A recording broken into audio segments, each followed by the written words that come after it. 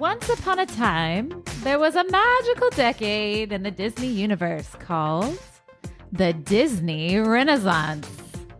So listen, my favorite Disney movie from my entire childhood was during this time period, and it was Beauty and the Beast. What was yours, Katie? Definitely Beauty and the Beast. Belle forever. I've got my little Belle coffee mug here, Yay. and you see my Pop Funko Belle doll over there. I mean, I knew there was Belle a reason stan. why we were friends. So, okay. Well, we have a movie, one of multiples that were made during the Disney Renaissance. And if you are a Xennial like we are, chances are many of the movies made during this time period are filled with nostalgia for you, and it's probably one of your favorites. So today we're going to talk about the Disney Renaissance. Hi again, everyone. I'm Danny. And I'm Katie. And you are listening to Generation In Between, a Xennial podcast. And like I said, today we are talking about the Disney Renaissance. I am so excited about this because I'm not like, and don't at me, listeners, but I'm not like a huge Disney head. Like, I'm not totally nuts about Disney. I mean, I live like an hour away. Right. And I have friends who live in like Indiana and places like that just can't believe like I'm not like always there. Always there, I yeah. haven't been there probably in years. But I don't hate Disney. But I will say kind of what you mentioned on the nostalgia. There's definitely, I kind of looked ahead in the notes here that you prepared for today. And there are definitely some on here that I have some strong nostalgic feelings Yeah, you got towards those for sure. So I'm excited to hear a little more about what happened behind the scenes. Yeah, you got those Disney pitter pats in that Yes. heart, right? Exactly. Okay, so I don't know. I've always said I'm a Disney dork. Like, I'm not a huge Disney, but I love Disney. Yeah. When we moved here a couple years ago, it was the 50th anniversary. Mm-hmm. And I was like, we have to get annual passes, which by the way cost a small fortune. I thought we were gonna have to sell a kid. Yeah, I was like, just once. We just have to have them just our first year here. 1 year. And Yeah. we used the Reasonable. mess out of them, and I loved it. And I know a lot about Disney. I know a lot of secrets and tips and things, but I also have animosity towards them as a company.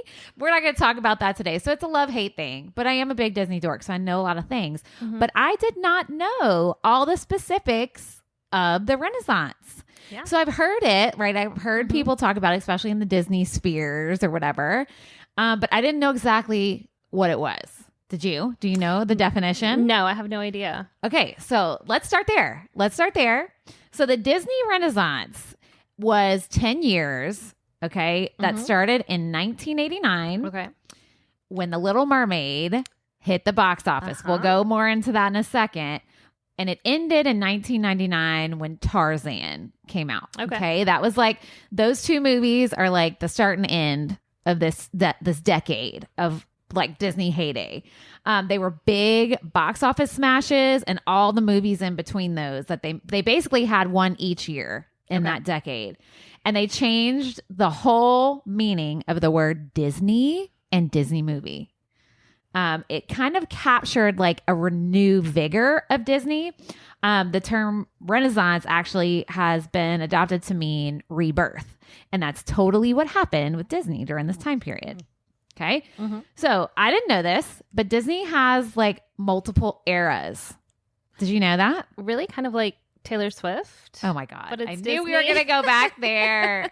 Have to bring it back. But I mean, but no. I guess. Taylor probably has better names. I didn't go into specifics, but it's super interesting. If you're a Disney dork like me, definitely go do a little Google search. So it starts off with the Golden Age. Okay, that's kind of self-explanatory. That's 1937 to 1942. Then we hop into the package era. I don't even remember what that meant. 1942 to 49.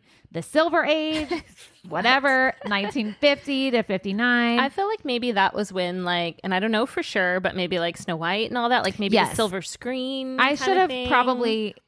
I mean, Okay, that was my bad. Well, these could all be Probably. other podcasts. I'm just thinking because I was like, why would you have gold and then silver? I know, But I right? bet that's why. Probably. I don't know. Oh, you're probably right. I'll let you know. We'll follow up with that. Yeah, we'll see. I'll do my homework better next time. Then we have the transition era. That was 60 to 69. the Bronze Age, 70 to 88. Then we have the Disney Renaissance, which was 89 to 99, which is what we're going to talk about today. Followed up by the post-Renaissance era, self-explanatory. That's 99 to 2008. The revival era, which if you have little kids like Katie and I do, well, we have teens and smaller children. Yeah. That's 09 to 19. Yeah. So that's the Frozens and the Moana. And childhood. Yeah. And then we have the streaming era, which was 2020. Hello, pandemic.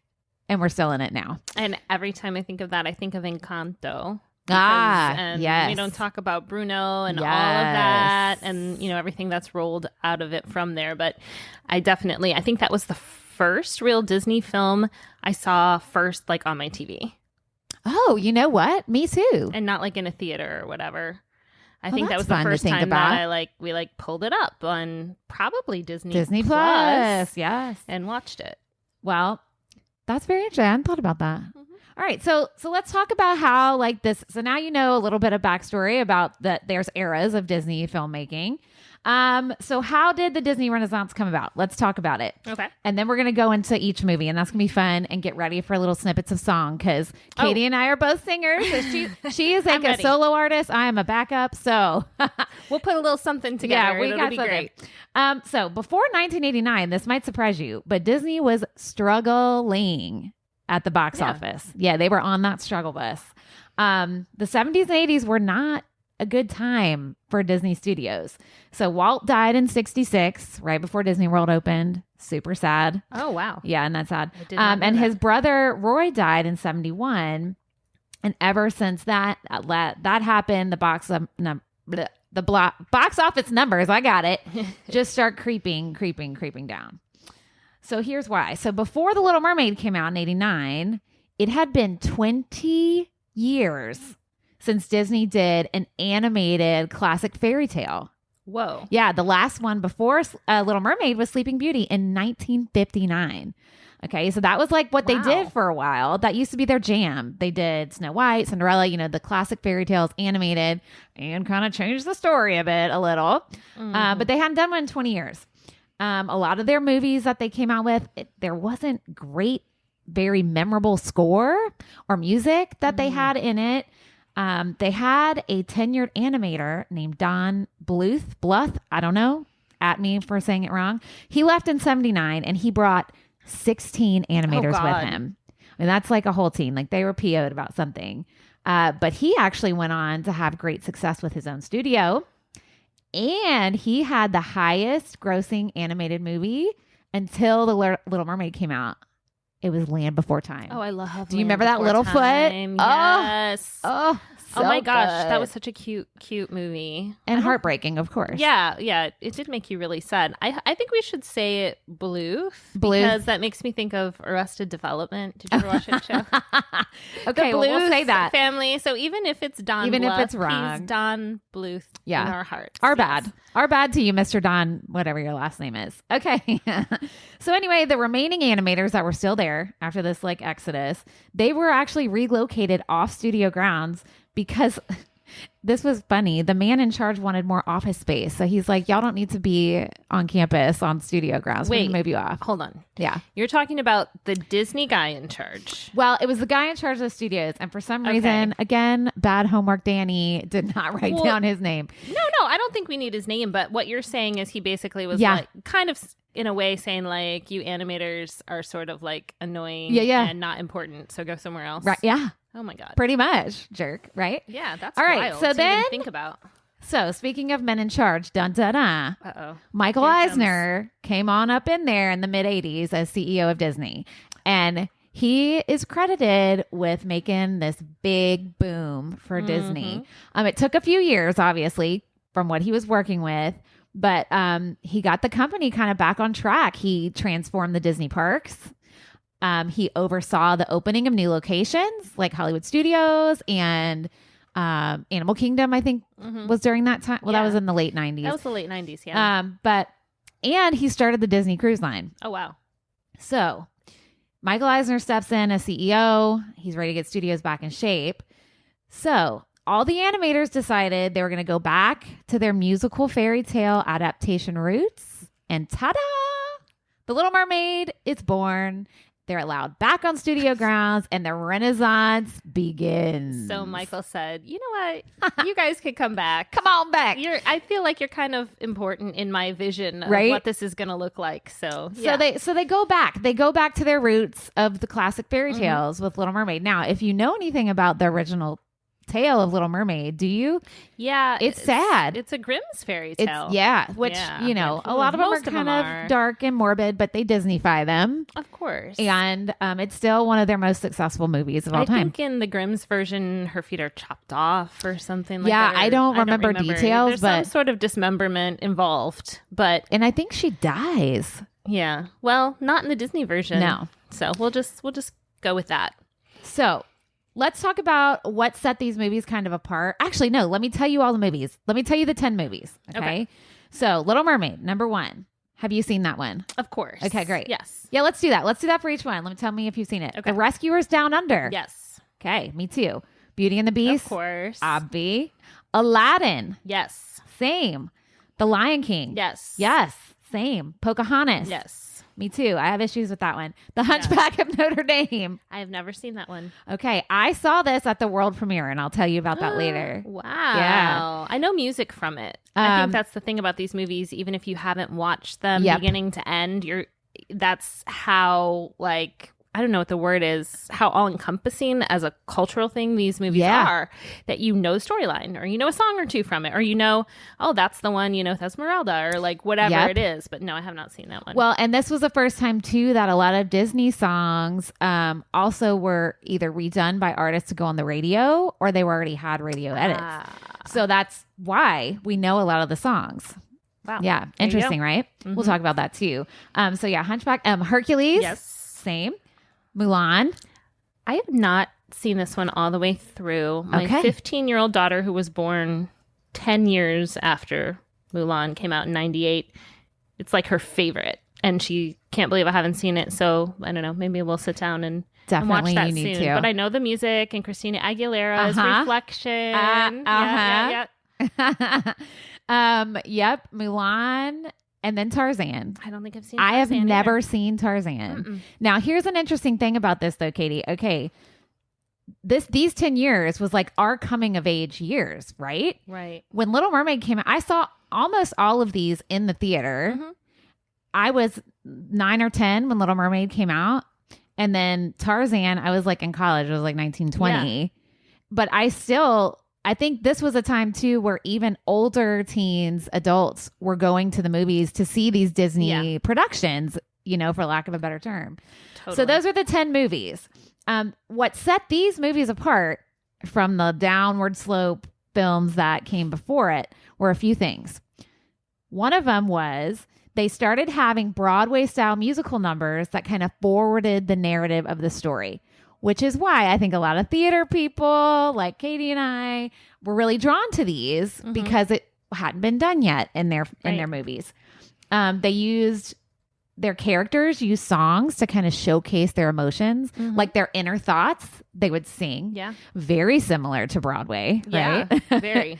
They also, though, used various musical styles in one movie. So think about like The Little Mermaid. They had the calypso music. Then they have like the ballad. So they did that in Aladdin is the same. You know, they had multiple musical styles, which I've never kind of thought about. Maybe you've thought about it more as a musician, but I had never thought about that. Plus, they had tons of celebrity cameos voicing characters, which hadn't been done yet. And we'll talk more about that, too. And even just like celebrities tied to the films. Like, I just remember even way back in 94, so I would have been 12, knowing that Elton John was closely associated with The Lion King. Right. Like just knowing that and the music and like somehow he was involved. And so there was the celebrity cameos, which was cool. But there's also just this like hype, as you mentioned, and then the songs on the radio and like, the kind of the crossover. Yeah. And then they had these cutting edge visuals. Like we'll talk more about that too. We'll get more in depth about it. It was a blend of like their hand drawn animation. Obviously that put them on the map, the Disney studios. But then they started mixing in new CGI technology. Y'all got to remember what time period this was. CGI was new. Like nowadays it's just commonplace, but they were experimenting and doing new things, and they were mixing the two. So we had hand-drawn animation mixed with this new CGI. So all these things kind of created this perfect, beautiful storm of wonderful. Right. And it just blew Disney up in the very best way. Bye-bye struggle bus. Hello, Disney Cruise Line. Yeah, exactly. So that's kind of what happened. You want to go on a Beauty and the Beast cruise? Yeah. You can do that. So we're going to talk a little bit about each movie just for a few minutes now. But before we do that, we want to take a second before we dig deeper. And I just want to tell y'all, like, we acknowledge that there are plenty of problematic elements that are in some of these movies, right? Oh, yeah. It's a product of the time. Doesn't make it okay. I mean, there's racial stereotypes, there's cultural appropriation, patriarchal gender role stuff, consent issues also. Right. Okay, just to name a few. We're not going to go into that today. That could be a whole other series of episodes, but today we're not going to chat about that very much. We'll give some nods to it. We're not ignoring it. It's just we're not focusing on that today. We'll address that in other episodes, I am sure. So we're just going to focus on other pieces of the art. Yeah. Okay. So that's disclaimer. Fair. All right. So let's start. First one, Little Mermaid. Yes. All right. I'm just going to tell you a couple things, like little tidbits about each film. I'm not going to give you a summary of what they're about, because if you're listening to this podcast, you already know. Exactly. You already know. Exactly. So it was 1989 when it was released. Okay. It was the very last Disney film to utilize a Xerox process of animation, and it was the first one to use computer animation production, which is called CAPS, C-A-P-S. This is where you fuse computer-generated scenery in the background with hand-drawn stuff in the front.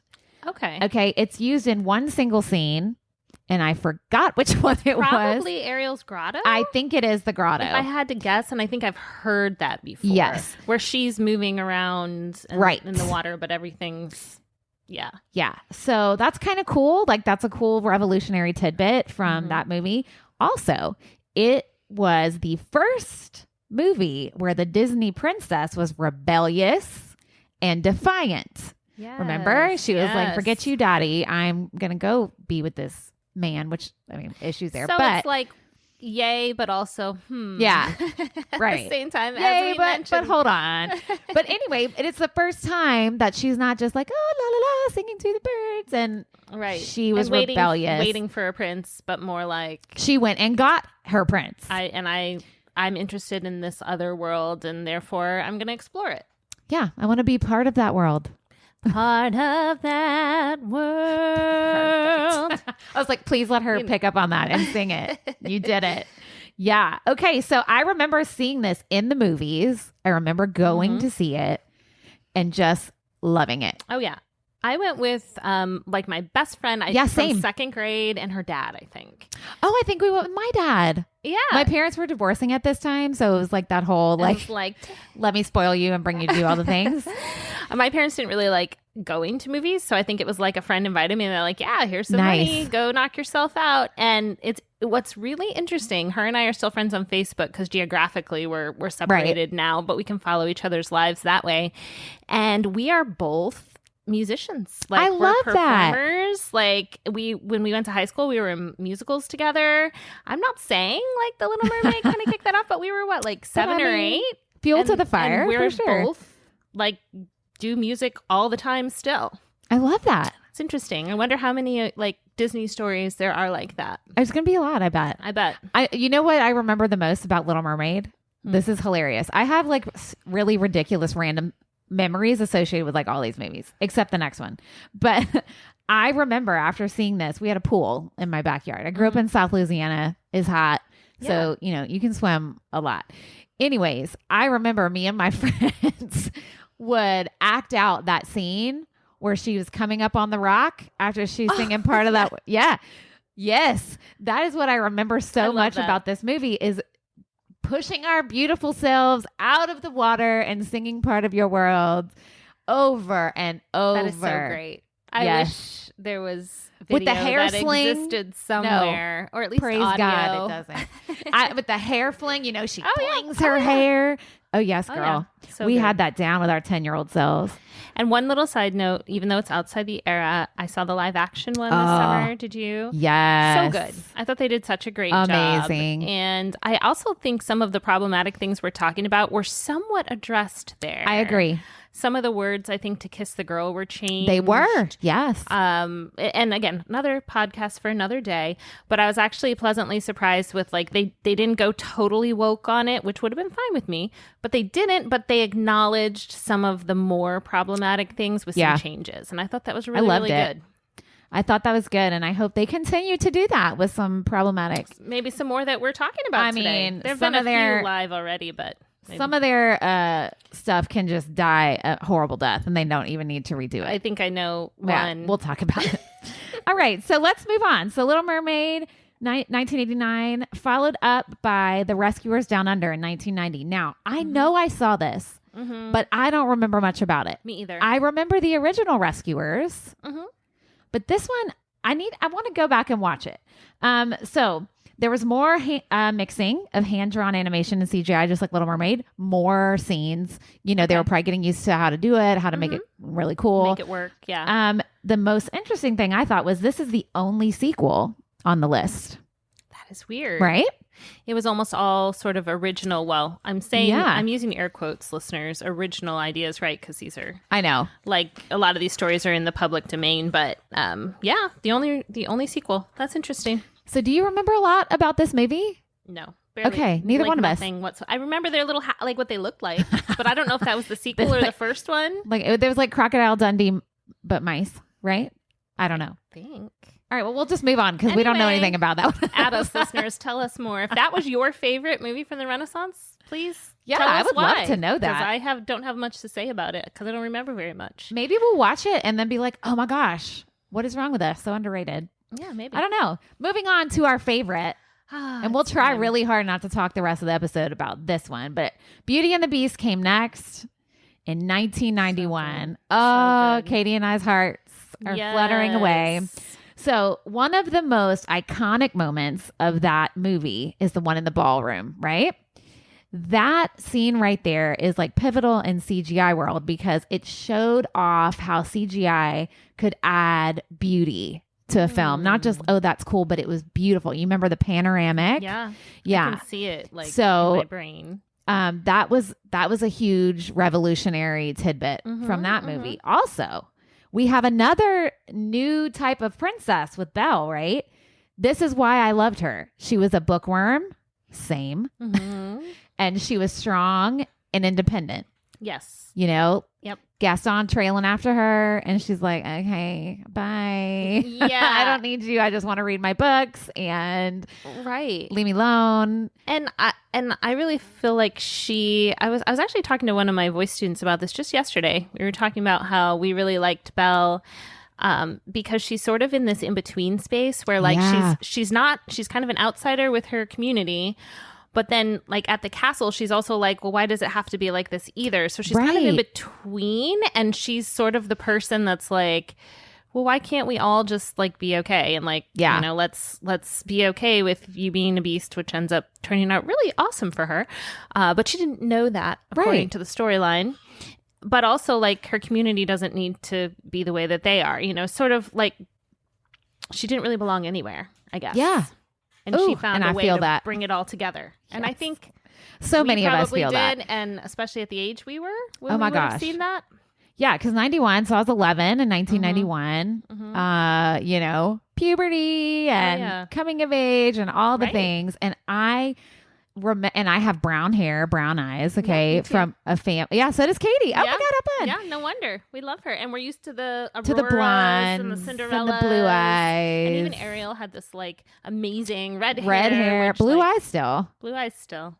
See, and I have an older sister who I adore. Love you, Tara. Who is blonde and blue-eyed. My mom was also blonde and green-eyed, right? Now, my dad had brown hair, brown eyes, but when you're a little girl, you don't want to look like your dad most of the time. Right. I'm glad I do now. But anyway, so we loved that. She was new, different. I was like, oh my gosh, she reads all the time. And so did I. That was like my favorite thing. And people think she's weird and she doesn't care. And me too. Right? Me too, Belle. Me too. But also, Beast was different than Disney princes before him. Okay. So they actually developed his character more when, I don't know if you remember, but in movies prior, Prince Charming was just kind of there. He wasn't really developed much, but we got to know Beast and he was flawed. I mean, that's true. You know, he was emotional. He could even be kind of scary. And he was like this flawed prince. Now, he ended up being hot at the end. I know. But like, so they didn't veer from that. Right. We could probably have a whole conversation about like mixed emotions, like being attracted to cartoon to be hot, characters. you know, like know. Why did he? Yeah, exactly. Like Right? you could have just left him. Like Could have just left I thought him. he was fine, but I know. Can we just have a normal looking person? Right. Anyway, it's fine. Exactly. Wouldn't be as exciting. That's But true. yeah, so not just a different kind of princess, but a different kind of prince this go. Yeah. And this movie was the first time an animated film received a nomination for Best Picture from the Academy. That's big. They didn't win, but still, they were nominated. Yeah, that's awesome. Now, it's happened many times since then. Yeah. But they were the first.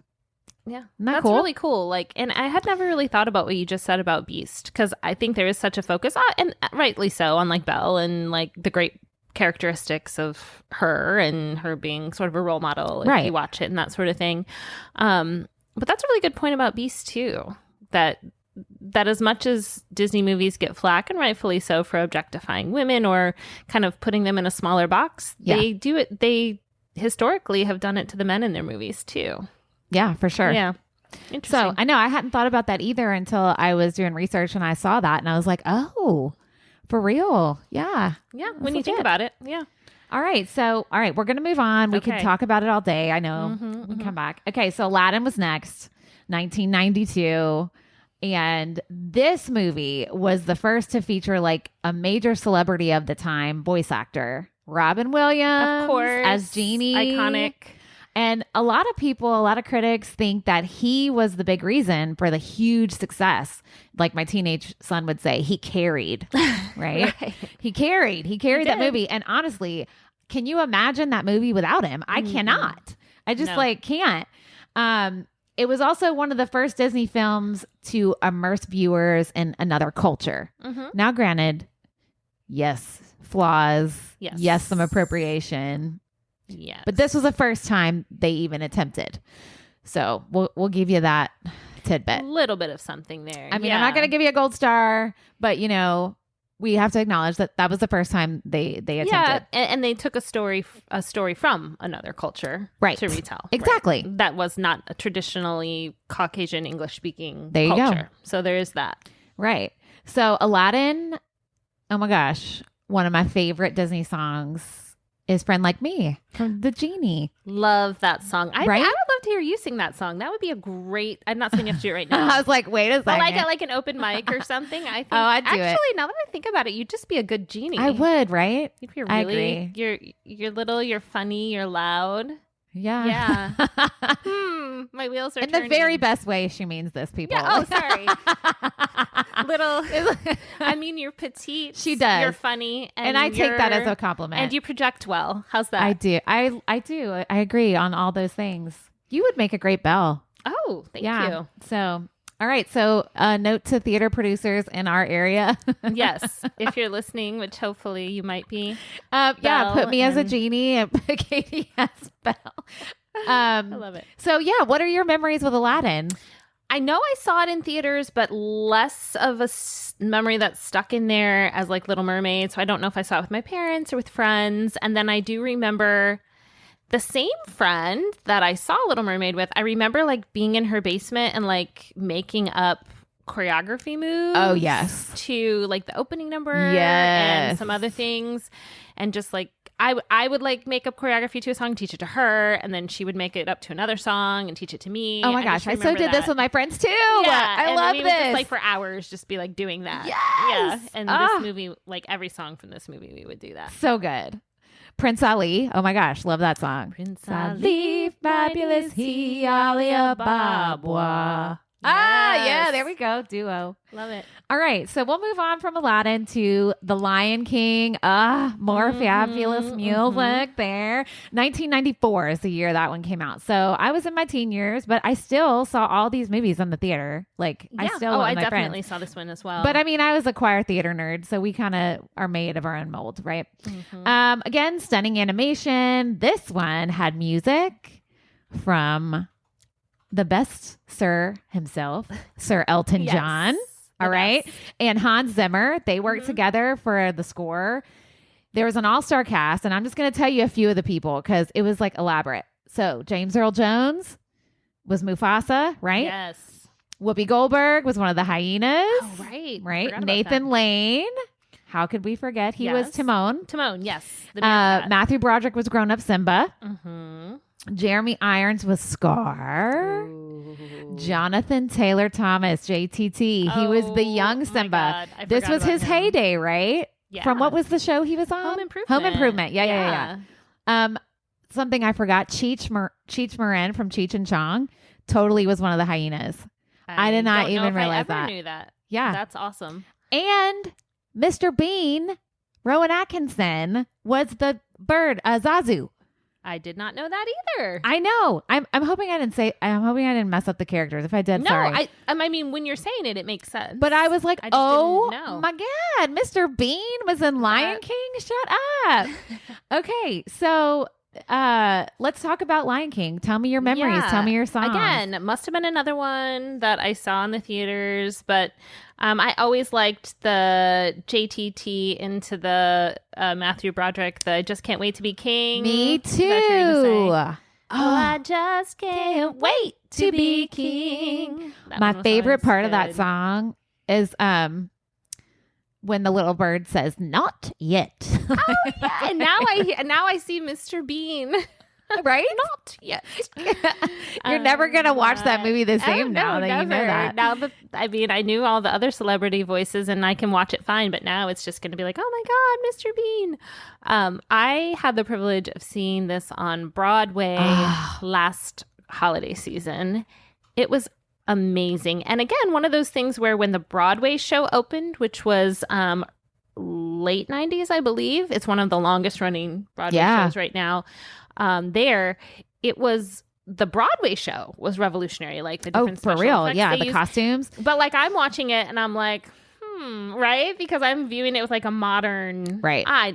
No shade at all. It was amazing, but I was like, oh, okay, like I could see how that would have been a big deal in like 2000 or whatever, like, but they've kind of stuck with it, right? And the costumes and the everything. It was just like really, really amazing, and sort of reminded me of like that wonder. I know when I saw the movie to see it in that format, in that way, and like the memories plus the new experience I was having, plus I was with my kids. I don't know. It was really emotional. Yes, 2 hours, 3 hours, whatever for me, and it was really awesome. I'm jelly. I'm jelly of that.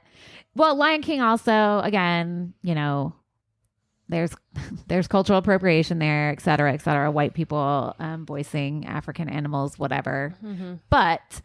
I think that they have corrected some of that with the live action. Did you watch that one? Yes. And I didn't think I was going to like it. Because I was like, that's weird. How are they going to make like the live act? But I liked it. I thought it was good. Yeah, I liked it. It was more sad than... Agreed. It was so sad. Agreed. The sad parts were, But also, that's my favorite show to watch at Animal Kingdom. Oh, yeah. I love it. And it's good. I absolutely love it every time. All right. So we love Lion King. Let's move on to one I do not love. This movie aged horribly. It is Pocahontas, 1995. Actually, though, Colors of the Wind is one of the most popular Disney songs to this day, which shocked me. I thought it would be Let It Go. Yeah. Right? No, Colors of the Wind. Wow. Now, I need to like re-listen to that. That song, does it have issues in the lyrics? Or is the song itself not so bad? I know Vanessa Williams sang the pop version of it. She did. And it was on the radio, and it was like on the Billboard charts. To it again, because I always remember really liking that song, but I'm just curious if it makes light of, indigenous spiritualism or something like that. I'll have to listen to it again. Yeah, I just kind of like black out of all the things Pocahontas because it's so problematic to me. I mean, and honestly, like This one, it aged bad for obvious reasons. It's historically inaccurate, the cultural appropriation, but also something that critics said it had a very predictable love story, which obviously also was wrong. But right, it didn't have the same pull as the other movies around it. So, but it's still part of this time frame. It still is a box office smash. So, anything else you want to add about Pocahontas? No, not really. I think we can move on. Bye-bye, Pocahontas. No live action, please. And thank you. Okay, so Hunchback of Notre Dame was 1996. Cool piece of this movie. The world premiere they did in New Orleans, I guess because the French the Quarter French influence, I'm assuming. They did it at the Superdome. So I grew up in a town 30 minutes from New Orleans, right across Lake Pontchartrain, Slidell, for anybody who cares. I don't really care, but that's just not including me. My grandma entered some random contest. I can't remember now the detail. It was with Pepsi or something. That's how every great story begins. My grandma entered. I have so many stories contest. like this. You'll see. You know it's going to end well. Yeah, some random contest, and she won tickets. Wow. To the world premiere. Right. And she was like, I don't want to go here. So my boyfriend at the time and went with my mom and a friend of hers in the Superdome, and it was so cool. They had all these big screens set up. They showed the movie at the end. It was all these streamers. You got all this free stuff, which I don't have anymore. But yeah, so that's my fun story of the Hunchback of Notre Dame. So this one here's some revolutionary tidbits with this one. The romance between Esmeralda and Quasimodo, it kind of breaks from that predictable love story. If you've never seen the movie, you need to watch it. Yeah. I have no idea. Demi Moore is as Esmeralda, so another big name. I'm sure I knew that at the time, but I'm surprised to hear it now. The only thing was the happy ending kind of defeats the whole purpose of the original story of Hunchback. Okay. I won't tell you too much since you haven't seen the movie and you haven't read the story, but it's again wrong. But they Disneyfied it, so so the original meaning kind of just doesn't go. But it is a good movie, and the music is fire. This was not a soundtrack I listened to all the time, but it's a good one. Okay. I was kind of popping through some of the songs when I was doing this, so definitely check it out. Okay. So you don't have a lot on Hunchback because you haven't seen it. It's weird. I was trying to think the year. So we were teens. My freshman year of high school. Yep. So maybe I just was doing other things. You just missed it. Yeah. I didn't have friends who wanted to see Disney movies. I don't know. This one's kind of just an empty space. Empty void for you. Yeah. It's all right. Not everything on this list has to bring the nostalgia back, right? So we're moving on to number 8, and that's Hercules. Yes. 1997. Now, this one I did not see in the movies, I think. Now that I'm sitting here, I think I saw it on video. I remember having it on VHS. With the plastic case. I definitely had it on VHS, and I remember having the CD. Oh, yeah. Because this would have been not long after this I started to drive, and I remember listening to the soundtrack in my car. Oh, yeah. In my little CD player. What was your favorite song? I like the Hercules. Who put the gladiator? Hercules. Yeah, I love that song. That the Muses, really right? The Muses. Yes, the Muses. So this movie was the first venture Disney did into myths. Okay. This was the first. Yeah. I mean, they weren't accurate, but whatever. This was their first venture. Go them, except not really. But it's okay. I mean, they had James Woods as Hades, Hades is one of my favorite Disney villains. So good. And then they had Danny DeVito as Bill, who was the half man, half goat. What are those called? Oh, centaurs. Is that right? Centaur. Yeah. Is that right? I don't know. Half man, half goat, whatever. And he was Hercules' trainer. Yeah. And he was hilarious. Yeah, he was good comic relief. Also, Meg, who was Hercules' love interest, she was also different than other Disney ladies because she lies and manipulates to kind of get what she wants. Which, she has a change of heart. She has a change of heart. Eventually about her lying and manipulation, but that had not been done yet by a Disney. Yeah. She wasn't a princess, but a leading lady that wasn't a villain. Right. Yeah. She was complicated. So she kind of learned a life lesson or something about herself. She was a liar. Complicated. And played with people's emotions. Wow. For herself. Yeah. So that was interesting to think about. It's a good one. Okay. So that's Hercules. I don't really have much about Hercules. Yeah, it was a good film. I probably should watch it again. I'm thinking now I want to listen to the soundtrack, or not the CD, but I guess on Spotify. There's a playlist. There's our Xennial CDs. I still have like all my CDs. It's ridiculous. I have like that big case. Mm-hmm. And you said you started driving, remember? Like having to flip through. You flip through them and put it in. And then if you had like the 3 or 5 disc CD changer, you could just like you are a high roller between your discs without having to stop or whatever. Yes, girl. Good times. All right. So we're on the last 2. We've got Mulan, 1998. This one, I guess I saw it in the theater. I was a senior in high school. So any of my friends out there, I don't really talk to that many people that I graduated with. But if you remember, let me know. This was an important transition for Disney's leading women, because in this movie, it is shown that the heroine can do anything a man can do. And not only that, she can do it better. Mm-hmm. This is kind of like a pivotal thing. So that was kind of a revolutionary thing for Disney. I mean, thank you for taking till 1998, but still, hooray, yay. Again, culture outside of the European fairy tale princess that they kind of were known for, from a story from another culture. There's strong feminist messaging, and the romance is not the main storyline of the movie. It's just kind of a side plot. It's not the main. It happens, but it's not the main. It's not like the end goal or like the arc, the narrative arc. Christina Aguilera had like a smasher with Reflection. Yes. And Donny Osmond coming up with I'll Make a Man Out of You, which I love that Make song. a man out of you. Yes. Yeah, I love that one. I was hoping you'd do some Christina right there, though. Can. Who is that girl I see? And then it goes on from there. But love it. So a little side note about that song, especially the New Orleans connection. I auditioned for American Idol. You did? In 2000, I want to say 2001. It may have been 2002. And I went to the Superdome. That's so fun. Yeah. I like hit my teeth on the mic on that. That was very exciting. Pre-Katrina. So Katrina was what?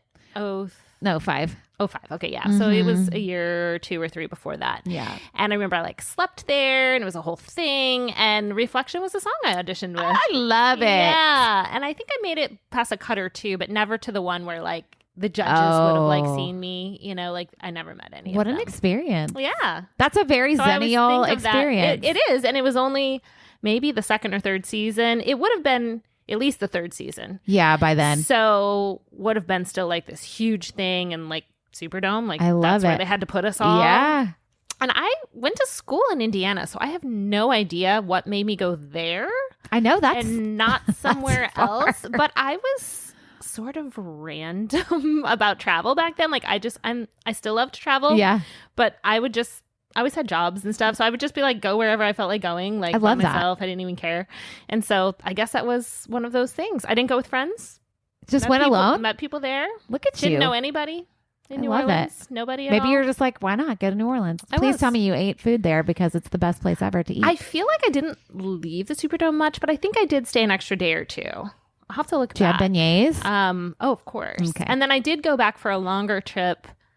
Was it last year or the year before with my 2 teens? And we stayed near the French Quarter and did all the things and ate the beignets and had some gumbo, and we had a lot of fun. Yay. So, yeah. I love New Orleans. I do miss New Orleans. I don't really miss Lido, but I miss New Orleans. And Donny Osmond at the time, we just performed in a local production of Joseph and the Amazing Technicolor Dreamcoat. Yeah, we did. You already missed it. Sorry to tell you, but it was fantastic. And, he really... at this time, those were his Joseph days. He had been Joseph, and they did a movie version of it, and then he was traveling with that. I don't know how much he traveled, but he was in the big production and the revival of that, as well as in this movie. And this really launched a sort of a renaissance in his own career for a little while. By himself, not with his family. By himself, yeah. Yeah. This was right in the middle of that. Interesting, right? Yeah. So, okay. Yay, Donny Osmond. All right. Last movie was Tarzan. Now, this, I don't think I've ever watched this in its entirety. Me either. Confession. I don't think so either. I mean, I was in college in 1999, y'all. I was not seeing a lot of movies. I was seeing a lot of bars and a lot of classes, and that's about it. Yes. But this was the first time that the Tarzan story was animated. Okay. But get this, there were 47 other adaptations before this one. I would have never No guessed idea. that. There was like a TV show and multiple movies and all these things. But the novel of the original novel's author Okay. originally wanted it to be an animated version the whole time. So Wow. His name was Edgar Rice Burroughs. Okay. Got that one correct. I did remember to write that Nice. down. Yeah, so he always wanted an animated version, and it took this long to finally get one. Wow. Bill Collins. Yes. Go ahead. You want to do this one? No, you go. You're on a roll. You'll be in my heart. Love it. Da, da, da, da. And then it goes on from there. Yep. So Phil Collins did the music for Tarzan, and they earned the Academy Award for Best Song, Wow. and the soundtrack earned a Grammy. I did not know either of those things. That is a really good song, though. Right? You go, Phil Collins. I love Yeah, me some Phil Collins. too. Tell you that. Absolutely. Tarzan had kind of a new animation technique called deep canvas. Okay, I will say I am not like a graphics computer person at all. So this was all like reading a different language to me. But it is interesting to learn about. So deep canvas kind of enabled animators to digitally create a background that looked like a painting. So it looked like somebody painted it. Now, we are not super familiar with this movie, so we can't even give you examples. I don't even know like what scene that would be or I know. anything. I'm gonna have to. We're gonna look all this up. this up. Yeah. Anyways, they also earned an Academy Award for technical achievement. Wow. So that's super awesome. Like those are the awards they don't announce on TV, which is a shame. It's so wild to me because this one that we're both like, I don't really know. Did I see it? Whatever. It, like really has tons of accolades. Right. And I feel like I don't know. I mean, the story of Tarzan's a little problematic, but maybe less problematic than some of the ones before it. But like you said, timing wise, Yeah. you know, we were a little older. We Yeah. were busy socializing and etc. Yes. Yeah, 99. I think because I was on the end of I was 19. What, you were 17? Yeah, Yeah, it was kind of on the tail end. exactly. And so, okay, so that brings us to the end. So what happened? Like, why did it all end? Why did Yeah. this amazing decade stop? Was it Y2K? No, but that's a great guess. Oh, we should do an episode on that. Oh my gosh. I totally remember that. Yes. Okay, so they kept trying new animation styles. They were trying to keep up with their Right. competitor, who was DreamWorks. Oh yeah. There was a big competition between the two of them. So they were kind of flip-flopping, trying a bunch of new things. They shifted away from like the Broadway-esque musical formula Mm-hmm. that these 10 movies kind of just soaked in. And some say they kind of put technical innovation ahead of the story. So they were too worried about how can we make this tech savvy and new and fresh, and the story was kind of second. That's really interesting. I feel like, right, like at the end of the day, whatever generation we are, Yeah. whatever part of history, we love a good story. Right. Like that's you gotta have the that. core. And sometimes even now, and I'm really going to sound like an old lady, so sorry everyone. Bring it. But sometimes if I watch a movie now that has too many special effects or like too I know. sci-fi or too action packed and it's like cars exploding everywhere, but like tech generated, I just don't like it.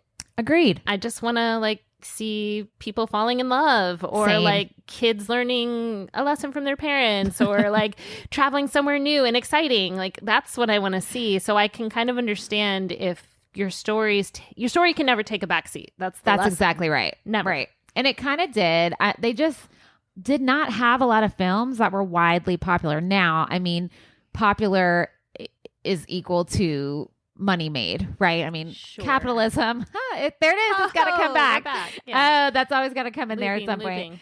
And so they just didn't. There were some films like Bolt was made during that time. It was a cute movie. Atlantis, which a lot of people say is very underrated, and I have to agree. It's a great movie. It's It's one of my younger son's favorites. I will have to. And my daughter loves Bolt. She loved Bolt when she was little. I mean, that doesn't mean that they're bad movies. It's just they weren't super popular, and that kind of brought the end to the Disney Renaissance. That's it. I mean, that's kind of it. Boom. I mean, again, for Xennials like us, that was our time. Yeah. And maybe it's just like even now, I see even between my own kids, right? So I have 3 teenagers and then 2 still elementary school age.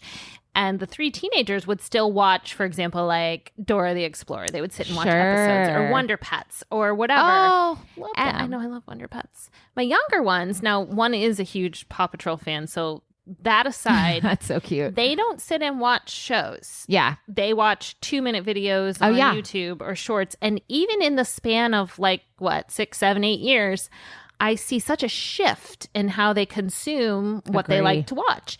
And that's probably this too. Maybe it wasn't even Disney's fault. Maybe it wasn't even that the quality went down, but it's just that moment in time, if anything, they helped make it evolve, because then people evolved with what they like to watch and what they wanted to see, and competitors popped up. Yeah. And all of that now move forward to when Frozen ushers in a new era, and maybe that's an addendum, another episode down the line, and they kind of all the things you talked about today, which, by the way, super amazing research. Thank you so much for all the work you put into this. Except all the names I forgot. I mean, I feel like all of that. I feel like people can look it up if they want, and if we figure out the names, we'll check the show notes. Maybe they're in there. Oh yeah, we'll do that. But the idea is, you find something innovative and kind of latch onto it for as long as it'll go, and then you have to evolve as a company, or you got to get off the train at some point. Yeah. I mean, every good thing comes to an end. Don't feel bad for Disney. I mean, come on, they're okay. This is not a tragic story by any means whatsoever. Well, thank you so much for that. And I feel like we probably have a few spin-off episodes, maybe even some patron episodes that we can definitely pull from what we've done today. And if you are a product of the Disney Renaissance, good, bad, or otherwise, or have anything to say about today, definitely reach out to us on our socials. Be our guest. Be our guest. Be our guest. Tell us how you really feel. And thanks for listening to Generation in Between, a Xennial or Xennial, if you prefer, podcast. It's not correct, but that's what I say. If you liked what you heard, like I said, share us with your friends of all generations. All generations welcome here. Leave us a review wherever you're listening to this podcast. You can also find us on patreon.com and become a monthly supporter, and you'll have access to those bonus episodes I keep referencing and some other perks. All of that information, including how to contact us, is linked in our show notes. So until next time. Yeah. I wish I could think of a fun little tagline. I know. Or a song. What's a song? I mean, I just said be our guest. We can't do that one. Let's think for Circle of Life. Go. Together. 1, 2. How does it start? I was just going to start on the Circle of Life, but we can start there. I was just kidding. No, don't. White people do not need to be singing that part of the song. Okay. Yeah, you're right. That's all right. It's the